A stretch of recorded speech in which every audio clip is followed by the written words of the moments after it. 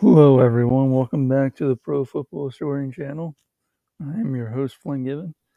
We're going to be reviewing the championship weekend, the two games, Bengals Chiefs and the 49ers Rams. Starting off with the Bengals Chiefs, this is a game that was the first half was pretty much dominated by the Chiefs, kind of like the regular season game. Personally watching, I never felt like the Bengals were completely out of it. I'm like, I've seen them come back, even though it was in Cincinnati the first game. And then, I guess the critical play was the not getting a touchdown or any points before half. The Chiefs squandered that opportunity to go up, either 28-3 or, whatever the case may be. But I should say that it would have been 28-10. Instead, they go in the half, 10-21, I believe. So, again, Chiefs still dominated the first half, still was pretty good half. You're like, if you get a touchdown or two, this game's probably over. That just did not happen for the rest of the game. Bengals seemed like defensively they just ran. There were a lot of rushing three, and for rushing three, Mahomes and the Chiefs offense didn't do very well. They got a couple sacks off it, got an interception off it. Whatever their plan, maybe it was purposely, like they tried to hide that style play for the second half, knowing they were going to adjust to do that. But obviously, the first half didn't go too well, giving up touchdowns first three drives like that, and almost four straight drives. So just completely drastic change in how the game went, coming out of the second half. And then the Bengals offense, started to get it going. It wasn't a horrible first half. They got 10 points. But, they got a field goal, then a touchdown to Ja'Marr Chase, and then another field goal. Then the Chiefs went down the field, and got a field goal to tie it up 24-24. They went to overtime. And then Mahomes on a 3rd and 10, the first third down. I think third play of the overtime, Mahomes throws deep to Tyreek Hill. And, it's contested pass. It looks like Tyreek could have caught it, but it was defended well. And it got tipped right to Von Bell, who intercepted it. The Chiefs, moved down the field, kicked the chip shot field goal, and they came out victorious. First time they're in the Super Bowl since 1988. So in the previous two matchups were against 49ers. This was almost against the 49ers again, but we'll talk about that game now. 49ers again, it's weird. The score showed or indicated that the 49ers were kind of controlling this game, but I felt like it was pretty even. Rams drove down the field early in the first quarter, I think. The Matthew Stafford throws an interception, the end zone was tipped, tested pass. It was a good play by the 49ers. But that's 7 points it could have had. They had a missed field goal, that's another 3. So when eventually it came down to later in the game when it was 17-7 in the fourth, it could have been tied. Obviously, it wasn't tied, but they kind of were playing pretty even. The thing the Rams did very well, they slowed down that running game. And see, after all these carries, that's 20 carries. They only had 50 yards. So, and then Garoppolo did fine occasionally. Threw some decent passes, but overall, it was more of a defensive game. Rams moved the ball decently though. They mostly stopped themselves. And then another crucial play, though, I'll say, later in the game, 49ers had like a 4th and 2. It might have been a 3rd and 2. But they eventually get stopped on that drive which results, in a little bit of a shorter field. So there's a lot of things that could have been different in this game. Either team could have won this game. The Rams just had a great fourth quarter. Cooper Kupp touchdown, then they got a field goal later when they got the ball back. And then when they got the ball back again, they got another field goal. So that's just 13 points. Changed momentum. The 49ers then had a minute, about 40 to drive down the field.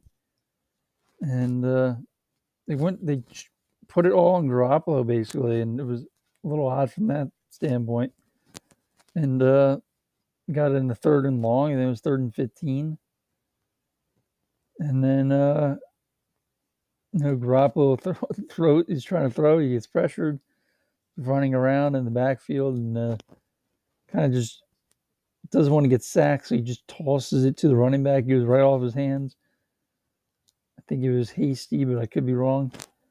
And he goes right to the defender, and it was intercepted. So I want to make sure. Yeah, it was Howard, I think, who picked it. Let me see if I can sort it now. Either way, both great games, just like division round. All really good games. Both were teams that led, and the fourth lost the games. A little strange from that standpoint, Rams, who lost the 49ers twice this year, actually came out with the victory, which I got that one right. If I had to pick, I had just a feeling the Rams were going to take some stuff and learn from their mistakes from previous games. Watch what the Packers kind of did defensively, and it should have been able to help them figure out how to stop the 49ers, and it worked to their advantage, getting a close victory. The Bengals, I'm just surprised the Chiefs just 2 games against the Bengals where they just first half goes great, second half can't do anything. It's one of the more drastic changes from a quarterback standpoint. Is just dominating, and then the second half you just can't get anything going. Obviously this kind of plan is the Chiefs are gonna have to learn for it. They got all off season to learn from it. Kind of just hot and cold all season. The Chiefs offense is these stretches where they dominate and stretches where they can't do anything. And for them, what they'll do this off season, most of their players are probably going to be kept. Got a great nucleus there. Now they're going to have the 30th pick in the draft. So don't know what they'll probably go defensively, but you never know. Maybe they'll get another receiver, so it's not just all Tyreek Hill and Kelsey based, but that's where I think they might go. And then for the 49ers, you have the Garoppolo situation.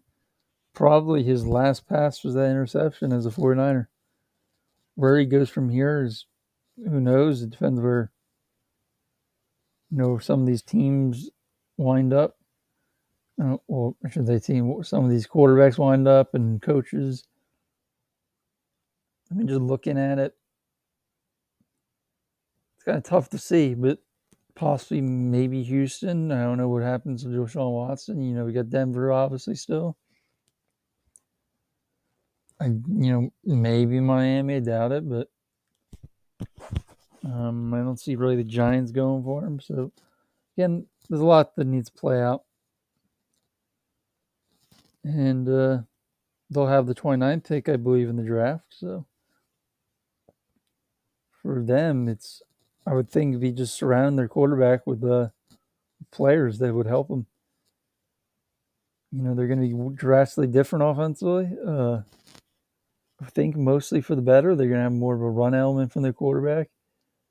And the quarterback's more talented. They'll throw probably more passes outside the numbers and more deep passes.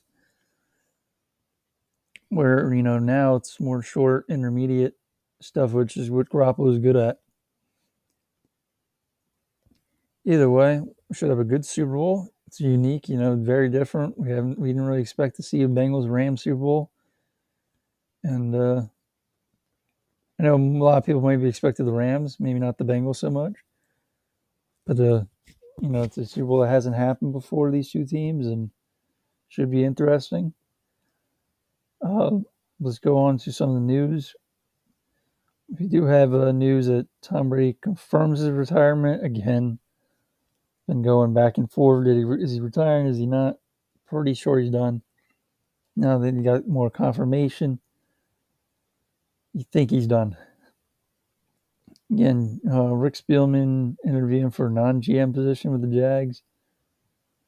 Looks like a player withdraws from the 2022 draft. Here's some future retirement contracts. I shouldn't say retirement. Reserve future contracts. Nothing I can see that's that big.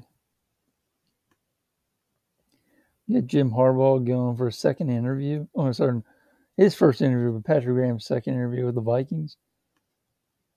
Jim Harbaugh was just with really the Raiders connected to them, but that's changed. Raheem Morris, another interview with the Vikings. You think the Vikings would figure out who their head coach is this week? Since they also got their GM. Saints are a little bit backed up, but they're still interviewing for positions.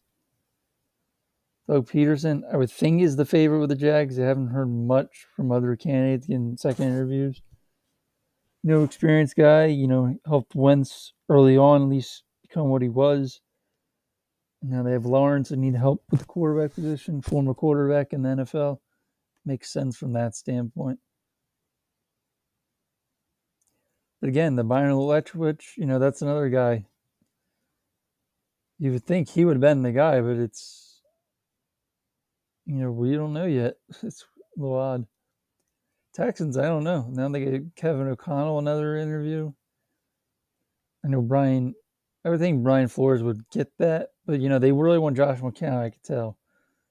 So again, we'll see on that front. Now we got some guys interview for the Bills offensive coordinator position.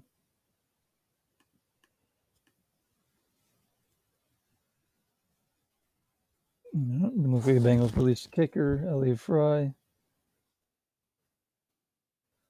The Saints, interviewing some guys. The Dennis Allen, is somewhat of you would think a favorite, but Doug Peterson still has a good shot. Brian Flores, if he wants that job, that's he can do a lot with that defense, and obviously there's still the quarterback situation, which they go Winston, Taysom Hill, or another guy, you don't know. And then Rick Versace's interviewing for the Jags job. Defense coordinator interviews for looks like the Colts because Eberflus took the Bears job. The draft order. We got the Rams don't have their pick, so same thing for 49ers, so it's really the Dolphins pick.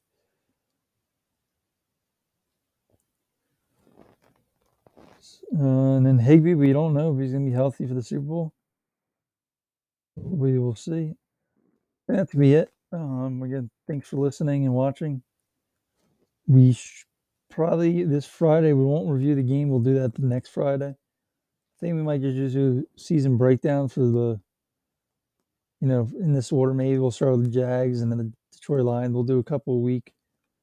Just review where they might be going, what some of the free agents are, and before the draft, obviously, and then we'll get into that. Again, thanks for watching. Have a great day.